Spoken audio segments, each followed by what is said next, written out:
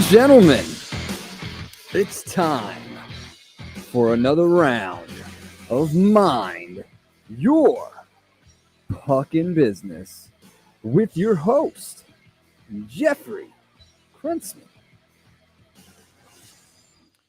Thank you, Dougie Sticks. Good morning. How are you? I'm good. How are you? I'm good. You know what? I didn't even realize we were live there. I was looking down doing something else and then heard the music. So Time yeah, flies. time flies when we're having pre-show fun here at Undefeated Media. So this is from the beautiful studios of Undefeated Media, as always, here in beautiful Bergen County, New Jersey. This is your Mind Your Puckin' Business podcast, brought to you by our good friends, the Bamboozle Project. This is episode number 91, Noventa y Uno on the Spanish dial. So, see, I appreciate you tuning in today. This morning, we're taping this episode on Thursday, November 3rd, a little bit out of whack here the last couple of weeks from our Tuesday slot, but hopefully now going forward, starting next week, and we already have a really good guest next Tuesday, actually. Also, we should be back to Tuesdays. Nice. Back in our Tuesday home. Yeah. You can send us your questions anytime at mypbshow@gmail.com, conveniently across your screen if you're following on the video feed. You can also DM us at our Instagram page, which is becoming very popular, and we do appreciate all the stuff. We try to respond as quickly as we can, and that is at Mind Your Puckin' Business on the Instagram handle. And you can follow our show a variety of different ways, YouTube and Facebook if you want to watch the video feed, or if you are a believer that we have voices for radio or podcasting without cameras, you can use that option and use Spotify or iTunes. I was told I have a face for radio. I was always, yes. That is very true. That is very true. Which is why when we started this journey 91 episodes ago, I wasn't really sure, I don't know if you remember this, that we were really going to be on camera. I was kind of hoping for more just the audio feed. And then I remember coming in here at episode 1, and there was a different staff of people in here at the time. I couldn't even remember who they were, but they were different people. And I remember them all setting up cameras, and I said, oh, this is not good because we have faces for radio. Speaking of faces, yes. Before we get into the Ranger stuff, I want to talk about, and I know you're aware of this, about a message we got earlier in the week about somebody, and we don't know who this person is. Oh, yes. Running around Madison Square Garden last week at a Ranger game in one of our shirts with a mullet. So we don't know who the person is. There is no picture of it, but it's been brought to our attention. So what I will say is this: keep doing it. Keep promoting the MYPB brand. And also, if you are listening and you don't have your t-shirt and there's different ones to choose from, you can go to the Bamboozle Project, which is a great sponsor of our show. Across the screen, thebamboozleproject.com. And as a reminder, we talk about it every week here. When you check out, use the promo code MYPB and you will receive 25% off your order.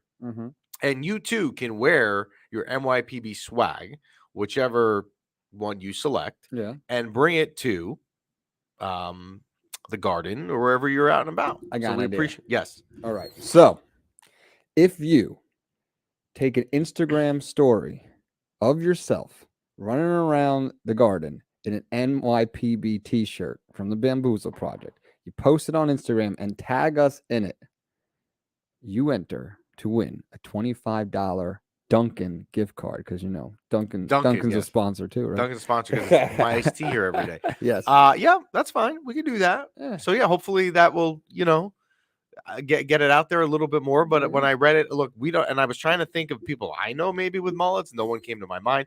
Now here's the other thing: we don't know, based on what the information that was given to us, what shirt it was. Was it the basic one that has the faces for radio, you and I on it, or was it like Late Night Louie, which is now becoming a very popular item on the site apparently? Yeah. And there were people at an event. I heard all in Late Night Louie shirts this past weekend. Wow. So yeah, check out Bamboozle Project. New York Rangers play Madison Square Garden, as we talked about. Oh, really? Yes, they do. You've come a long way, but things like that you now know. I make myself proud, Dougie. I really do. So last week when we were on, which was a week ago today, we talked about, is it time to panic? The Rangers at that point had lost 3 in a row. They had lost to Columbus, Colorado, and the Islanders in really what was, for the most part, pretty bad performances. And we got into kind of, because it was the questions we were getting and what people wanted us to talk about, which was, hey, is it time to panic? And we said, and there's a clip of it, which I saw on Facebook and Instagram, said, no, there's really no reason to panic. There are areas for concern. We talked about line combinations and the use of them in training camp, maybe coming back, or lack of use of them, rather, in training camp, coming back to hurt them. And we said, look, don't sit here and push that big red button on our desk here, the panic button, and sound the alarm. There's no reason to do it yet. And I don't really think there was going to be a need for it. If you were a believer in what I said last week, you feel better today because the Rangers have now won 3 in a row. But what I want to point out is this, and we're going to go a little bit deeper. Yeah. I could sit here and just say, well, they've won 3 in a row. They won in Dallas on Saturday. They won in Arizona on Sunday, and they beat the Flyers on Tuesday night, right? Now, look, 2 of those 3 teams, the Arizona Coyotes and the Flyers, are not great, although the Flyers are playing well right now, but they're not great, right? We could sit here and say, you know what? They've weathered the storm. They're better. They've kind of turned the corner and all that stuff. I could say that. But what I want to point out is this. Let's look for a minute at the way that these 3 games were won. And I think you'll even feel a little bit better, not just that they won, but the way that they won. So let's go Saturday afternoon in Dallas. The Rangers are coming in on a 3-game losing streak, playing a really hot team, and Jake Ottinger, who's in goal, at that point going into the game, is probably the best goalie in the league in the first 3 weeks, right? The Rangers go down a minute early. A terrible play in the defensive end. The Rangers are down 1-0. And if you think about it, the last 3 games, the way the Rangers couldn't score, going down 1-0 to a team with the best goalie in the NHL the last 3 weeks is not really the recipe you would go into that game with. But the Rangers battle, they come back, they end up winning the game. Now, what I like is that they're down early, they're tied going into the 3rd period on the road, and yet still find a way to win. Now, the highlight reel event of that game was 4-3 in the 3rd period. Julien Gauthier scores a really good goal. And someone had said, and I don't remember who it was, someone sent it to me this week. I don't remember if it was someone on Instagram, that if that goal was scored by a Connor McDavid or someone of those names, it would be replayed over and over. And it's probably fair, but you like the fact in that game, they're down early, they battle back, they're going against a good team tied in the 3rd period on the road, and they find a way to win versus a team that had been playing well. Fast forward 30 hours later. Now the Rangers fly 2 hours from Dallas to Phoenix. I know it's not really a long flight, but you travel. It's the 2nd game of a back-to-back. The other team, the home team, is not on a back-to-back, so they're, more fresh legs than you. And the Rangers in that game were the better team. Again, tied going into the 3rd period. Artemi Panarin had a great 2nd period on his birthday with a goal and an assist, and then had an assist on the game winner to Mika Zibanejad in the last 5 minutes, and the Rangers end up winning the game. So you like there again. Now, you're on a back-to-back on the road. You find a way to win it being tied going into the 3rd period. Again, it's the way that they're winning games. Yes, at the end of the day, all that matters is that you win. But the way that they won that game was impressive. Now, they fly back home Tuesday night, play a team that is really playing above their heads. Give John Tortorella credit there. You may not like John Tortorella if you're a Ranger fan, and that's fine. You're free to have that opinion, and I understand where that comes from. But give him credit for the first 3 weeks making the most of really a bad situation in Philly. That they come into the Garden, and on Tuesday night, again, the Rangers on Tuesday night were the better team. Now, Dougie, yes, I'm going to ask you a question. I don't know the answer to this. Okay. Okay. Oh, so you don't know the answer? I don't know the answer. I don't know if there is an Okay. answer, and I see someone's writing in questions. Maybe he will know the answer. Okay. What is the average amount of posts that a team will hit in a game? What do you average? Think? Yeah, I don't know. I don't know the answer. I'm not a quiz. I'm going to say average. I'm going to say 2. I would say 2. My guess was 2 because there's a lot of games you don't have any posts. You don't have any posts. Well, the other flip side of that argument is the other night with the Rangers, they had 4 posts against Philly, wow. and Carter Hart the other night played really well until Chris Kreider finds a way in overtime to beat him on a breakaway. So again, let's look at the way the Rangers won the past 3 games. A week ago, we're sitting here and everyone's panicking, going nuts. Oh my God, they're not going to be that good. They're regressing, all that stuff. You're down early on the road on Saturday in Dallas. You come back to tie. You go into the 3rd period. You find a way to win. You play it back-to-back the next night in what is a god-awful situation in Arizona. How the NHL even allowed this to happen is beyond me. How they're playing in this ASU stadium. The camera angles on Saturday night, it really, or Sunday night rather, you feel like you're back. I was back at BU in college watching college hockey. It really was. I mean, you don't. So, but again, I regress. It's a topic for another day when we do around the league stuff. But the Rangers find a way to win again, tied in the third period on the road, find a way to get the 2 points, and then come home and they played well. So a couple things before we get to our guests, because I see they're here. Someone wrote stupidly last week, and I don't like to use that word, but I mean, this was stupid. Someone wrote to us that is there a concern with Igor Shesterkin? Can I tell you what Igor Shesterkin's record is in 8 games that he's played? Please. It is 6-0-2. If my goalie is 6 wins and 2 overtime losses, that would mean that in the 8 games he has played, the team has at most could have gotten 16 points. He's gotten 14 of 16 points. There is no concern with Igor Shesterkin. And the other thing you hope, right? Yeah. And we know I am not the biggest Chris Kreider fan here. I've said this forever. I said this before he had the 50-goal season, and I look like an idiot saying that last year. But you hope that next the game the other night against Philly, where the overtime goal maybe can get him going. Another thing that was brought up to me yesterday that I want to mention, and I know Chris, who's writing in questions, which we'll get to in a minute, is going to like this stat because he's all about this stuff. Mika Zibanejad, and all the goals he scored so far this year, has yet to score a 5-on-5 goal. That is a little concerning. I don't want to say it's like a major thing, but I would like to see the 5-on-5 play get better. Yeah, I can agree with that. So again, we told you a week ago today. Yeah. Relax. They're in a 3-game losing streak. The whole clip on Instagram, is it time to panic? No. What happens? They're fine. Now, tonight is a huge test for them because they have the 9-1 Boston Bruins coming into town tonight at Madison Square Garden. And I just learned before we went live on the air that this stupid NHL rules with like Hulu and ESPN Plus, it's one of those games tonight. So now I got to what? Yeah, it's kind of the new thing. It's not on the MSG network. It is not on the MSG network tonight. But what if you have regular Hulu? I believe if you have regular Hulu, you'll be fine. But yeah, so tonight it's a big test, and we're not doing around the league stuff today because we don't have time. Yeah. But I will say this: Jim Montgomery, who got the job in Boston and took over for Bruce Cassidy when everyone went ballistic, has that team at 9-1 in 10 games. So we don't judge coaching hires in the first month of the season, obviously. However, I mean, the dude obviously knows what he's doing. And if you remember the way he got ousted in Dallas because of a personal matter, and you can look it up what it was. I'm not going to get into it. It's out there. But, the guy's a good coach. All right. And he came from the University of Denver. All right.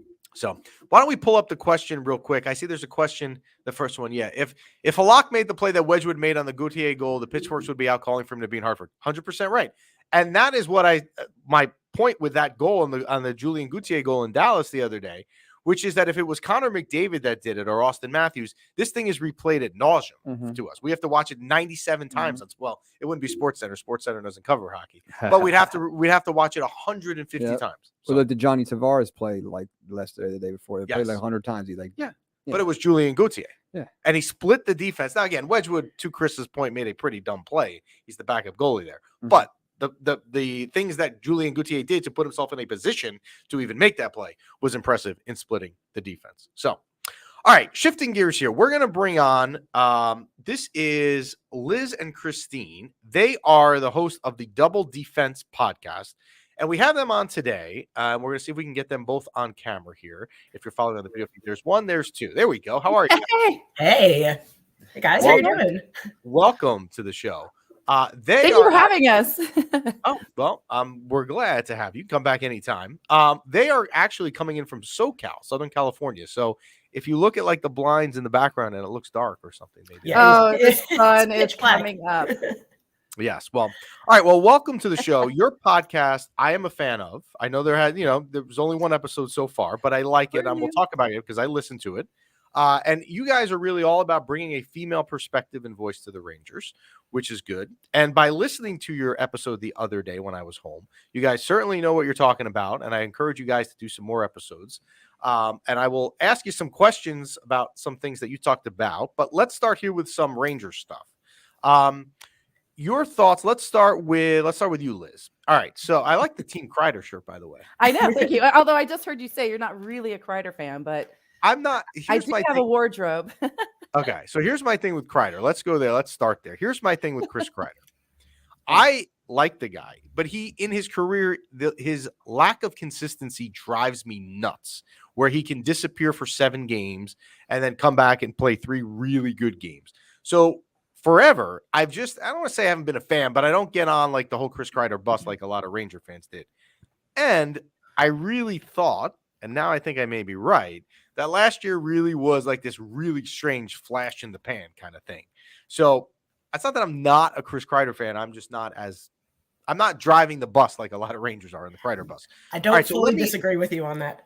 Yeah. I think he got lucky. I think he gets lucky a lot, and the luck's starting to run out a little bit, and he needs to really work on his accuracy. Yeah, that's fair. And to your point, a lot of his goals, if you look, especially last year in the one with over 50 goals, a lot of them were power play goals, being in the right spot in the right time in front of the net. And look, those goals count, but there's a degree of luck to that, right? There is. And so if anybody thought that Chris Kreider was getting 50 again this year, I've got a bridge to sell them in Brooklyn, but that's another. Yeah, that's and another he's not story. going to do it standing in front of the net like he's been, because that hasn't worked so far. So No. Yeah, So not this season anyway.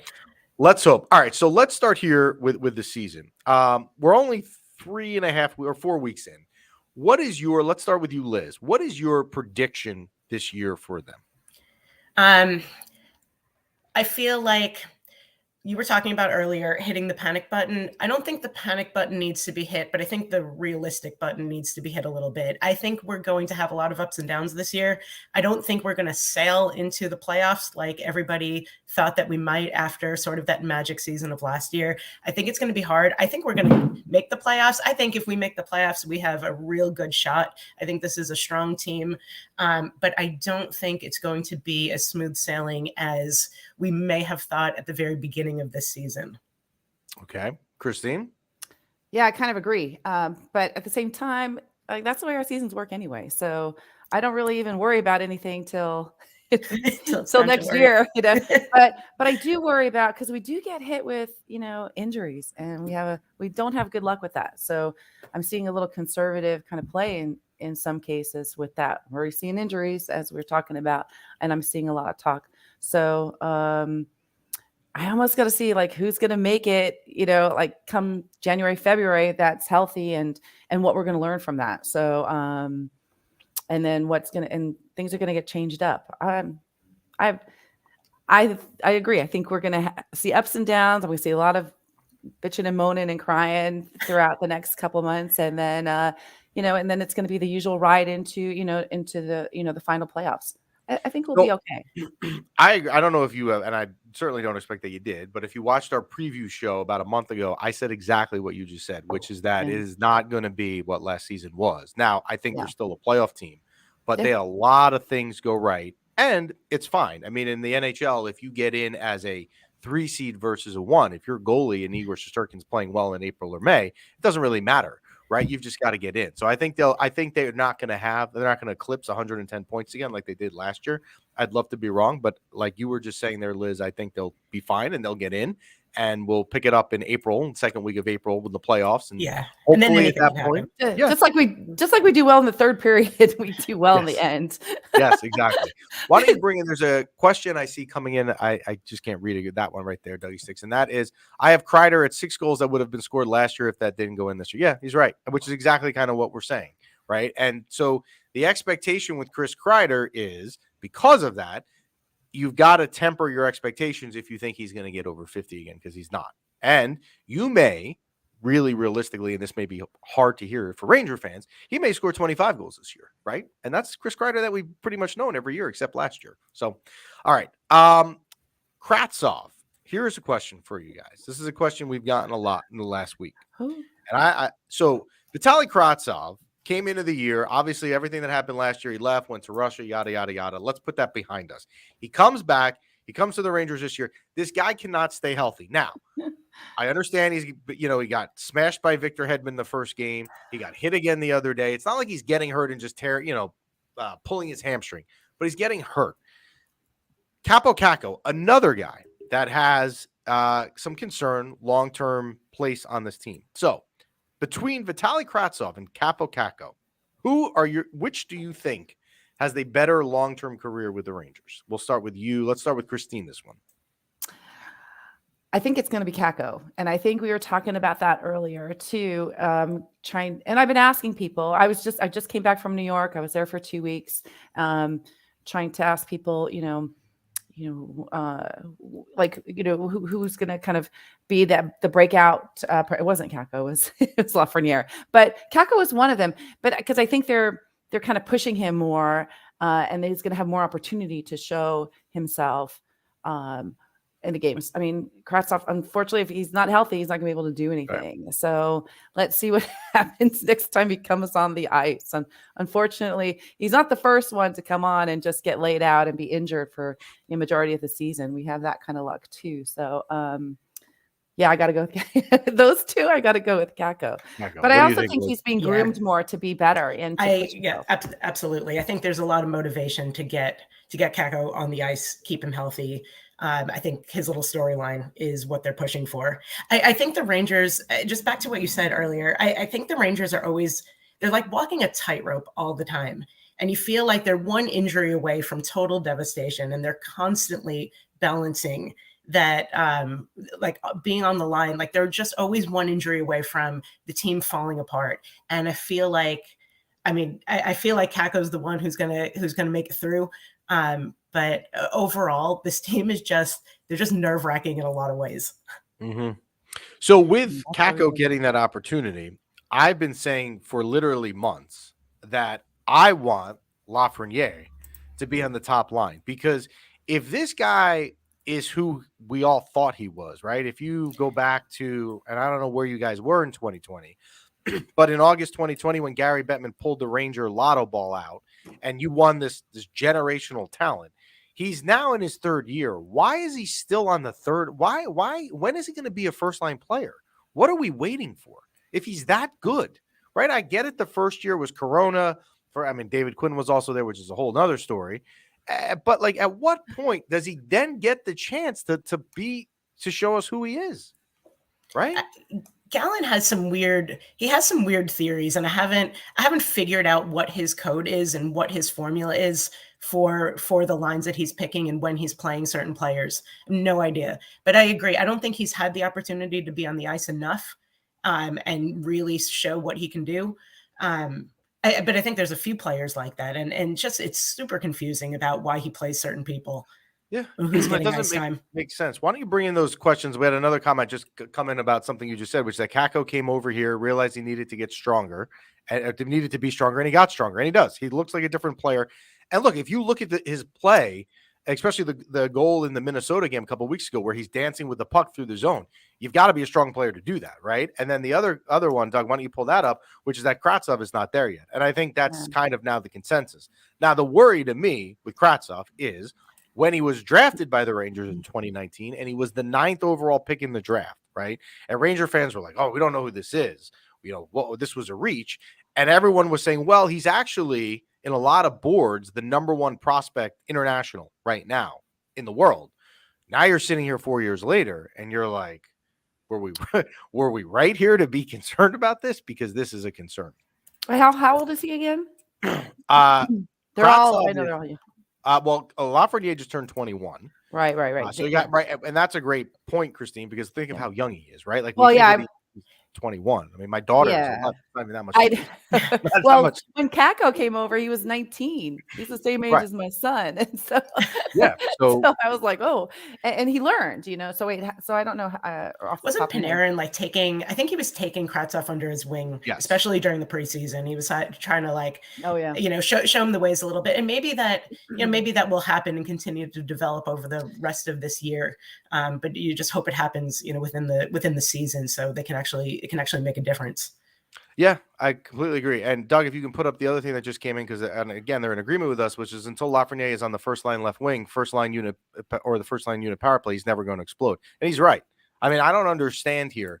And Chris Kreider, to me, if he's not going to be a 50-goal scorer, which he's not, I'd almost rather. Can we put Lafreniere up there and see if he's going to be the next Moses, like he was built to us to be? When does that? I have a feeling things are going to just change up, because that's the way Gallant thinks. He said it. He said it straight out. And, I've heard him say more than once. He's like, he's going to keep everybody guessing. And I think we're going to be in for a few surprises, this season. Well, hope let's so. hope. Can't get into Yeah. his mind. I hope so. And with Kratzov, Rangers Ed podcast, who have been on our show before, brings it up right now, Yes. which is, he was used to too much time and space in the KHL. North American hockey is completely different. Refusing to play in the AHL slowed his North American development. That's a great point, right? I mean, because if you think about the style of play between the two leagues, there's always people say it's different. He refused to go to the AHL last year. He went back to Russia. So this kind of learning curve for him in year 2 is a lot larger than it should be. So, and check out, I see they're plugging the show, episode 79.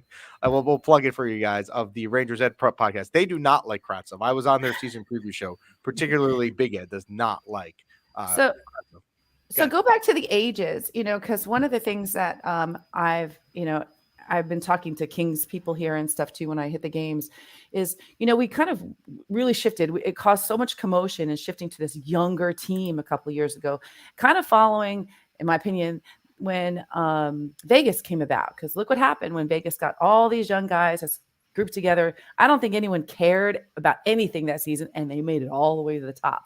And there was something to that. And so the Rangers were one of these, first teams, under Quinn and their management to kind of say, look, we're going to just start going younger.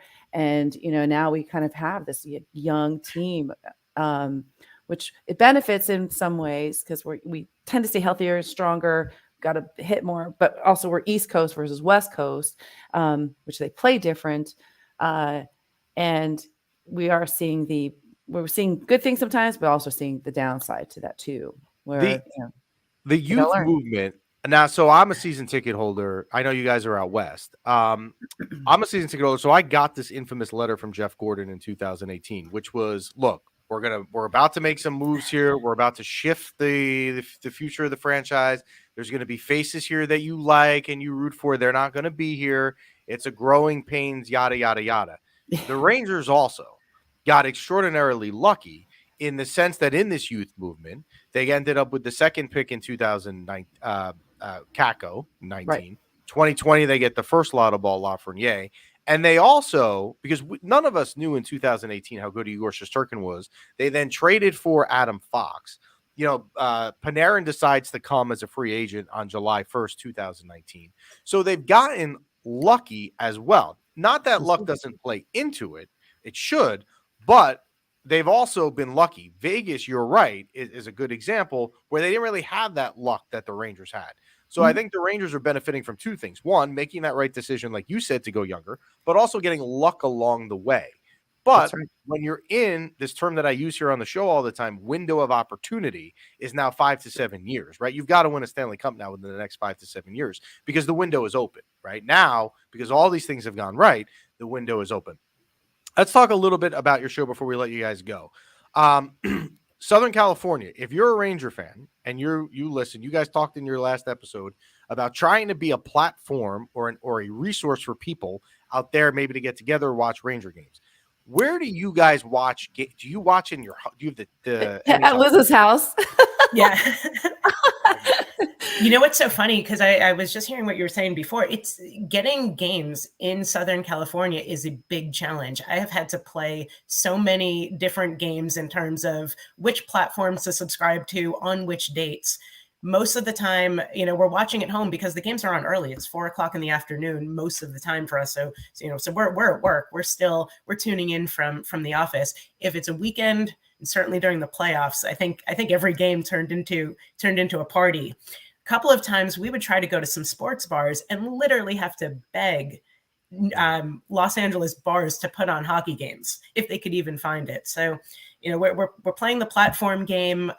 We're subscribing to DirecTV and trying to get MSG, but you can't get MSG if you're not in the tri-state area. So there's all kinds of scenarios that I fly back to New York and go to the games a lot. Yeah. So I was there for 4 of the games. So yeah, and then of course with like their West Coast trip, we'll be hitting up the games. Yeah, the games here in the next couple of weeks. Well, you'll have to let us know when you're back in the New York area because I'm at the Garden from time to time. I have season tickets. I'm not at every game. And I do like what you said on your show, because this may be me tonight now that I found out it's on ESPN Plus. I may be on some Chinese website or something. Yeah. I know that. We'll have fun with that too, because they're all changing too this year. I guess NHL changed some rules. So some of the platforms that people were using have now changed and they're more difficult.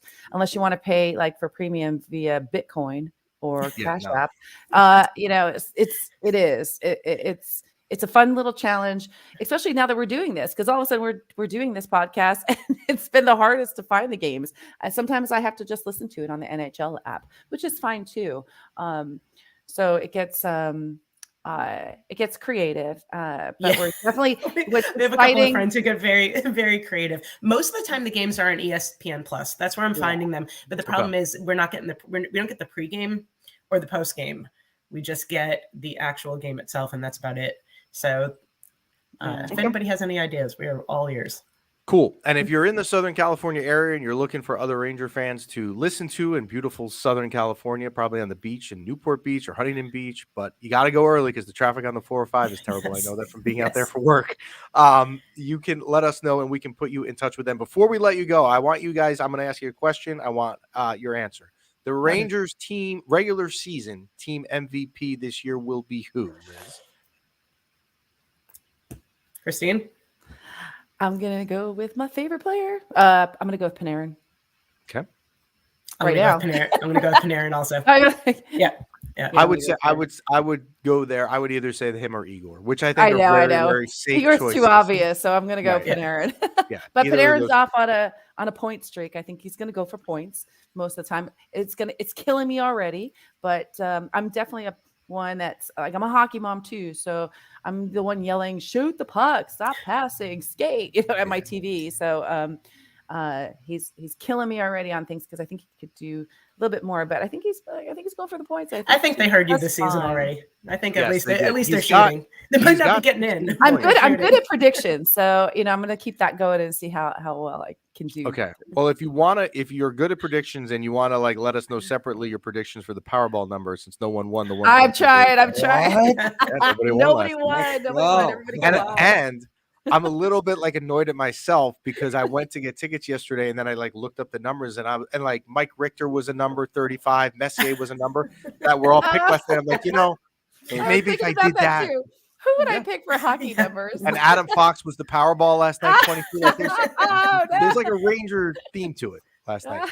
Anyway, check them out. We'll put up their handle if you're following the video feed. Double Defense. Remember, leave the E off. That is double_defense_NYR. Check them out.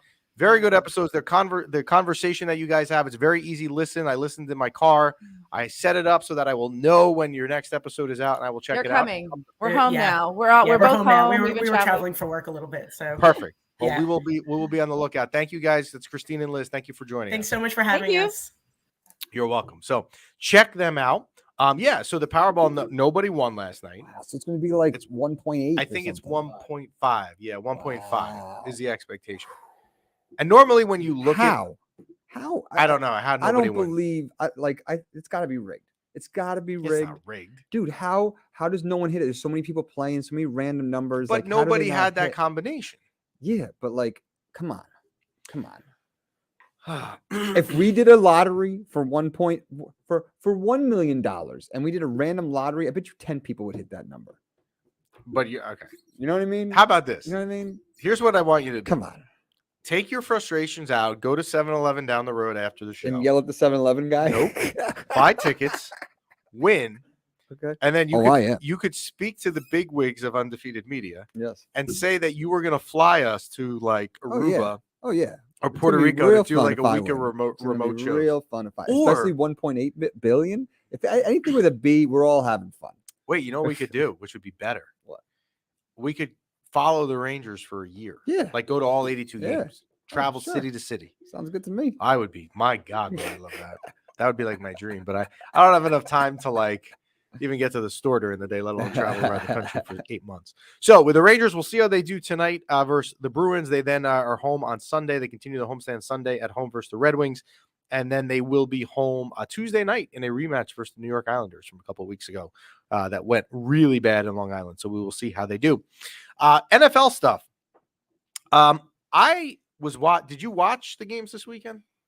What was your A situation? little bit. Well, For the NFL or the yeah. NHL? NFL. I watched the Giants and the Jets. Okay. I was at the Jet game. Someone gave me tickets will? last minute. Yes. Shout You out to go. Barton Nurseries, one of our clients here, and he just gave me tickets. So thank you. You're Joey. You go. Like if there's a game at MetLife, it doesn't matter if it's blue or green team playing, you're there. I love sports. I watch you like on Instagram stories at the Giants game, like sitting in these fancy seats. Oh, like, yeah. We know I other got the people. hookup. Yeah, I know. I got I the know. hookup. I'm not gonna name drop here to other undefeated media people.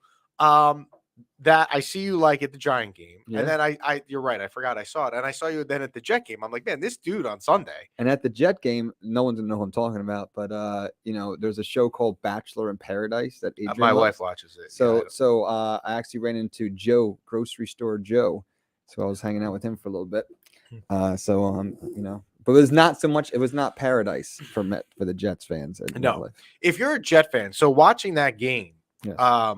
They were a 2.5-point favorite. I'm sorry, 2.5-point underdog at home versus the Patriots with a much better record. Yes. And I thought incorrectly that I just found it odd. Like, the Jets are the better team. The Patriots aren't playing that well. There's quarterback issues. And you sit there like at the end of it and you're just like, well, I should have known. Like, how many times you see the script where like Bill Belichick, I think the Jets haven't beaten them now in 13 straight games or something crazy. Yeah. Like it just, I don't know. If you're the Jets, here's the other thing that's concerning about that game. More than anything is Zach Wilson's performance, right? Well, yes, and the big end, there was a roughing the passer call in the second quarter, I believe.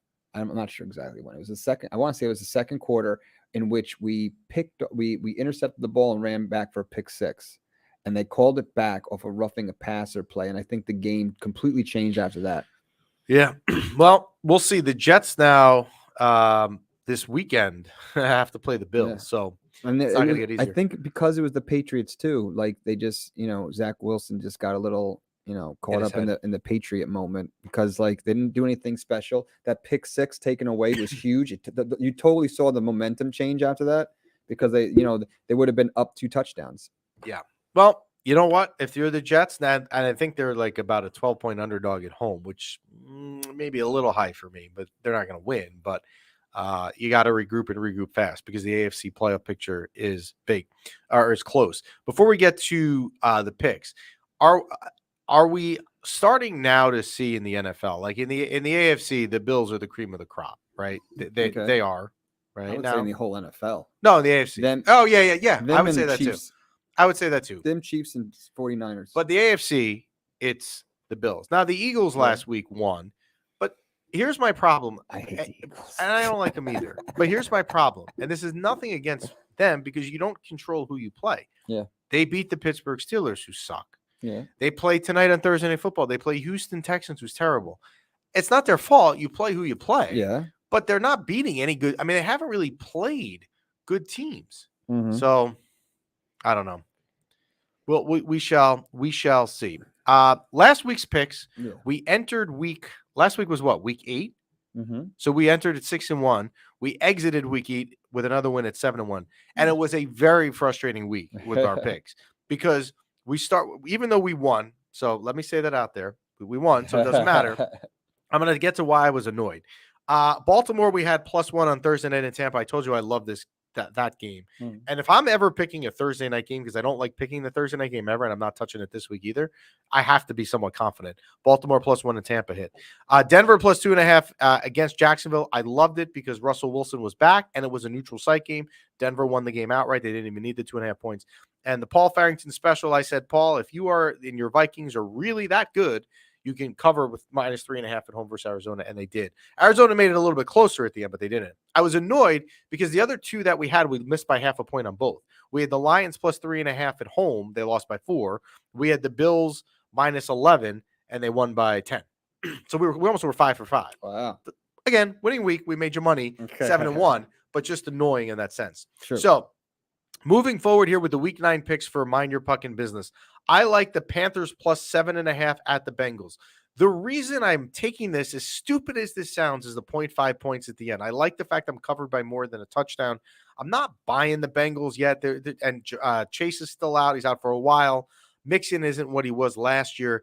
The Panthers can play, it seems, under this interim head coach. And what a dumb play the other day. I don't know if you saw DJ Moore cost his team the game with the excessive celebration. The Panthers can play. Plus 7.5 is a lot. Give me the Panthers plus 7.5 in Cincinnati. Give me the Lions plus 3.5 at home versus the Packers. The Lions can play. The Lions can score points. The Packers aren't good. I'm covered here by more than a field goal. Give me the Lions plus 3.5 at home versus Green Bay. Jacksonville plus 1.5 at home versus the Raiders. It's basically like a pick'em game, but what have the Raiders shown that makes you think that they can win on the road? And the Jaguars, even though their record's not great, they've been competitive in a lot of games.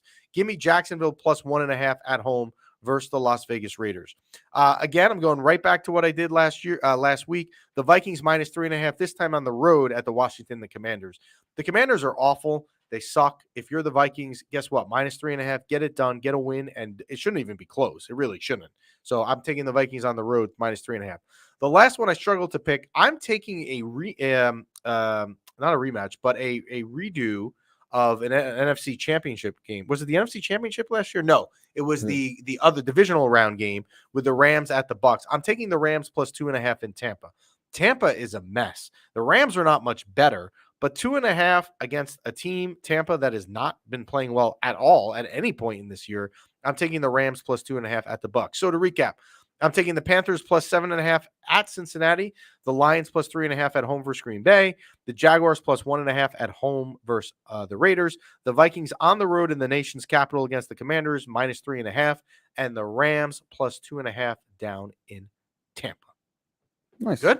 Yeah. That's a messy week. Yeah, it is. I didn't like. I didn't like the picks this week at all. Nothing really made me feel good, but I got to pick my 5 games. That's what I paid to do. The local games, Giants are on a bye, and the Jets get the Bills plus 12. I think. What do you think? Let's go with the Jets. I'll take the plus 12. Plus 12 is a lot of points, man. All I gotta do is keep it close. And Zach Wilson had a bunch of interceptions, so I'm not gonna be throwing the ball. They just gotta drain the clock and just get up like 12. I don't. Stop the bleeding.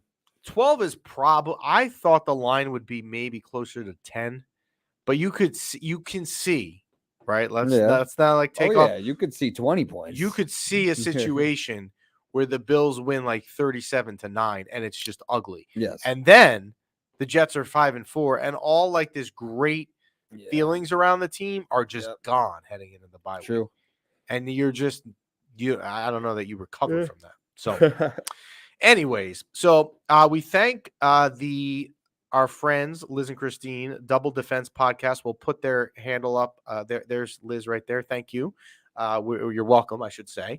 Again, that's double_DFense_NYR. Check them out. Check them out. They have some new episodes coming out as well.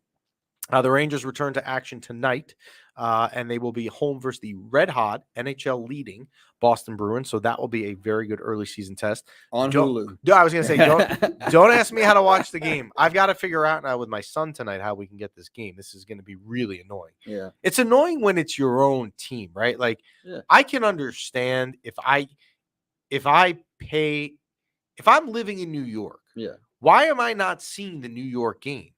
Well, the whole thing is MSG is supposed to have every Ranger game, right? You would think, yes, but if you want to put on Hulu, be my guest, but you still have to have it on MSG too. That's my whole thing.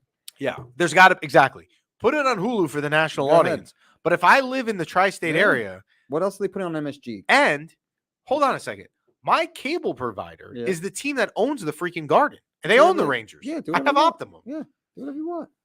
Think about that. Yeah, Pat it's not like the Knicks are playing or something. What is going on? What is going on that we can't watch it on MSG?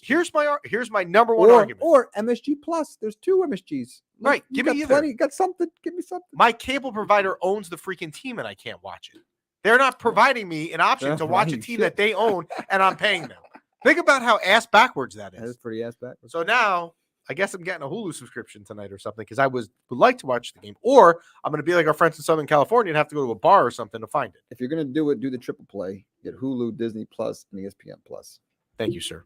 For the same price. You might as well get all 3. It's a good plug. Yeah, That's- and then you get it for a month, and then you and your kids can watch all of Disney Plus. And then when you're ready to cancel, They're it, beyond that age now, my man. That was a short what are you window, as talking you're about? about. Disney Plus. I still watch Disney Plus. I meant like they're not going to watch like Disney movies. Where we had our Disney, run with Disney's got a bunch of stuff. Do they? They got the Simpsons on there. That's not kid stuff. Oh, right? they do? Yeah, National Geographic, Simpsons, Star Wars, Marvel.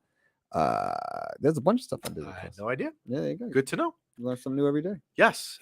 Check out the Bamboozle Project. Be like the mullet guy in MSG walking around with our shirt, or mullet guy or gal. We don't know what it was, especially if they were in a mullet, I guess. Check them out. Use the promo code MYPB, 25% off. We thank the Bamboozle Project for their sponsorship, as always. A lot of questions today during the show, whether that be from some listeners, some other podcasts out there. We appreciate that. You can keep them coming. MYPBshow@gmail.com. You can DM us on our Instagram page. Mind your fucking business. We answer to you all the time. Next week, we're going to have a football guest, I believe. We will still cover hockey. If you want to submit questions that you want us to answer on the show, we can do that as well, whatever you would like. And enjoy your week 9 of the NFL. What do you think, sir? I think that's great. We'll see you next week. We'll see you next week. Take care, everybody.